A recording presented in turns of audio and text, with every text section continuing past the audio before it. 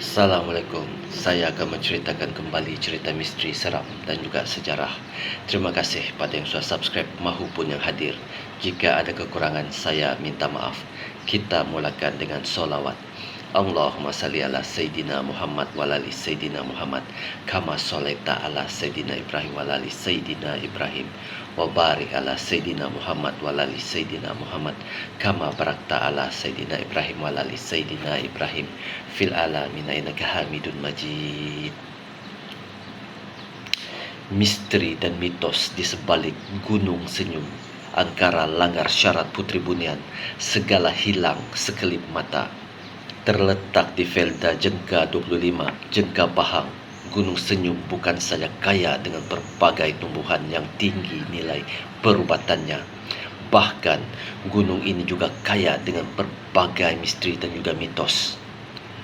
Daripada nama gunung ini saja sudah membuatkan ramai bertanya mengapa ia dinamakan Gunung Senyum. Terdapat beberapa versi lama pernah menceritakan mengenai asal-usul nama gunung ini. Antara yang popular ialah gunung ini mendapat nama daripada seorang sultan yang pernah bertakhta di Pahang sekitar tahun 1800 tahun dahulu.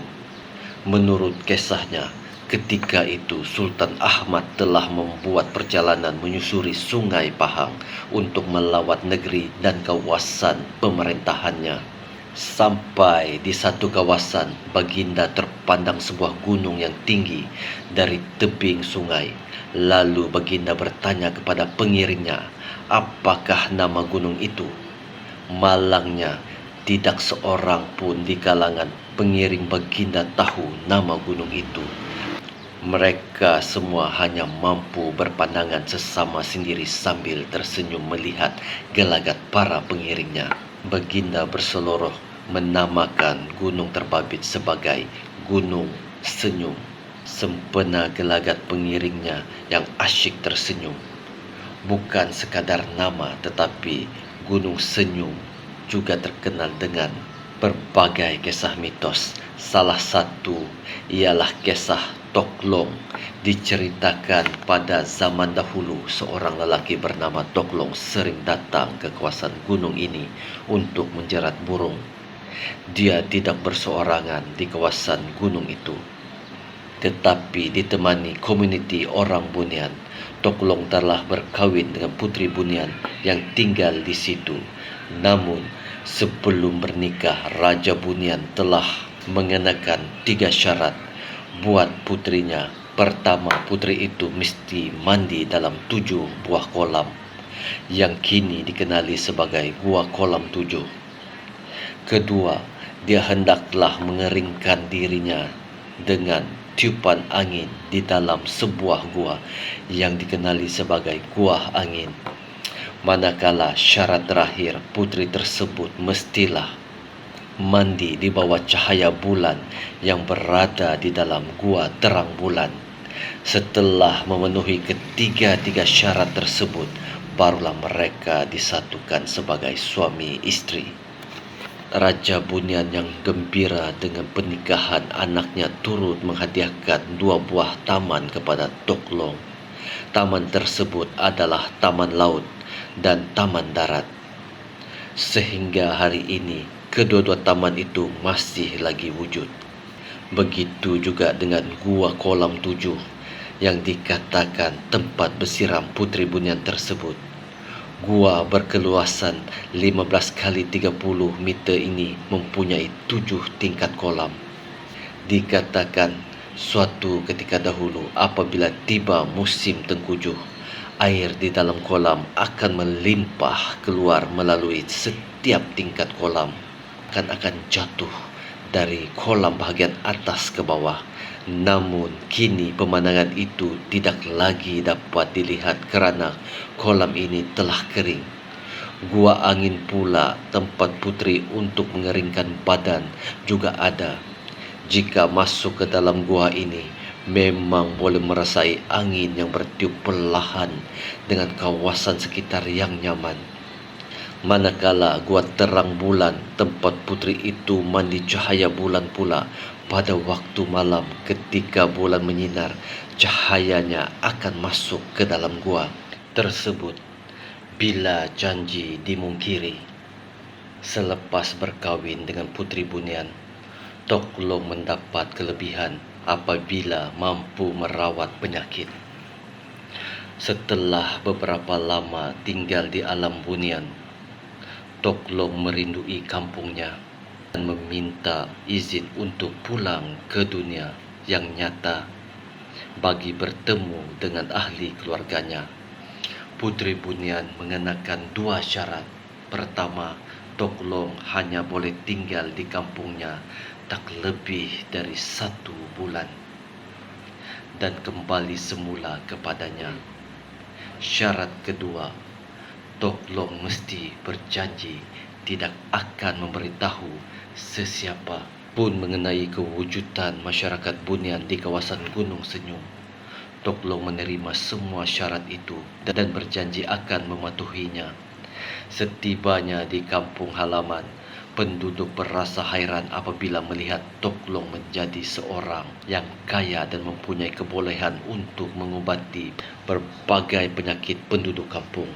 Mereka mendesak Tok Long supaya menceritakan perkara sebenar.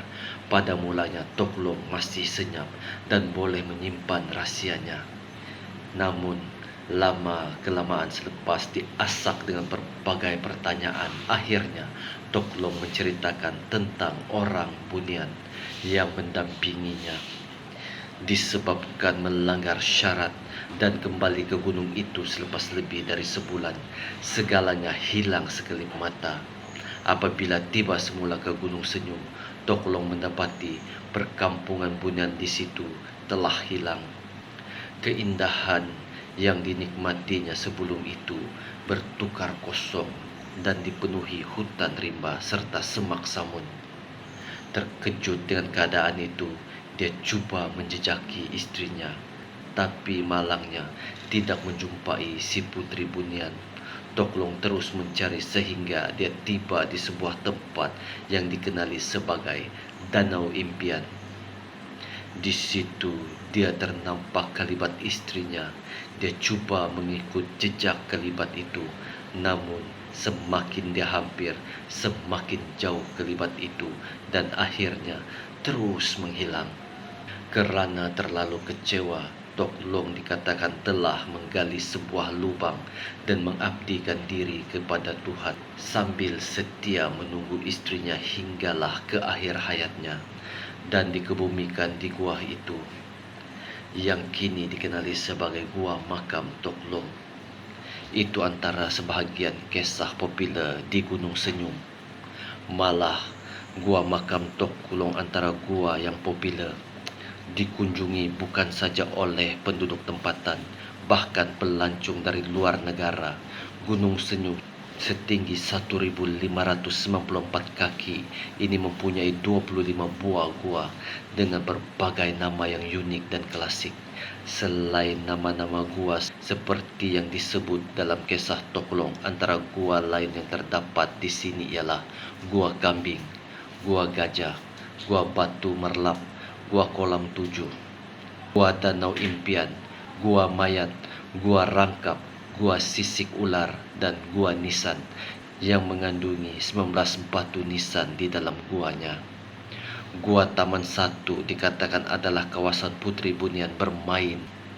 Persekitaran gua ini nampak bersih dan terpelihara seakan-akan ada orang yang membersihkannya. Selalu Gua Kolam pula dikatakan tempat Putri Bunian bersiram, manakala Gua Merlap orang-orang lama menceritakan dalam gua itu pernah menjadi tempat tinggal orang Bunian dan terdapat batu tergantung yang bersinar di dalam gua tersebut. Gunung Senyum dibuka sebahagian kawasan rekreasi pada Julai 1989. Bukan sekadar kisah-kisah mitos yang mewarnai gunung ini, ia juga kaya dengan keindahan. Gua Batu Kapur, gua-gua di gunung ini berada di bawah jagaan perhilitan. Kajian ekologi menemui sejarah kehidupan manusia dari zaman Mesolitik di pergunungan ini. puncak gunung ini dijadikan sebagai pusat origin koordinat negeri Pahang oleh Jupim. Jika Anda sukakan alam dan aktiviti fizikal diwarnai dengan kisah-kisah mitos dan menarik, Gunung Senyum amat sesuai untuk dikunjungi. Cerita sampai di sini. Jika ada kesilapan dan kesalahan dalam percakapan, saya minta maaf. Terima kasih. Assalamualaikum warahmatullahi taala wabarakatuh. Syukur alhamdulillah.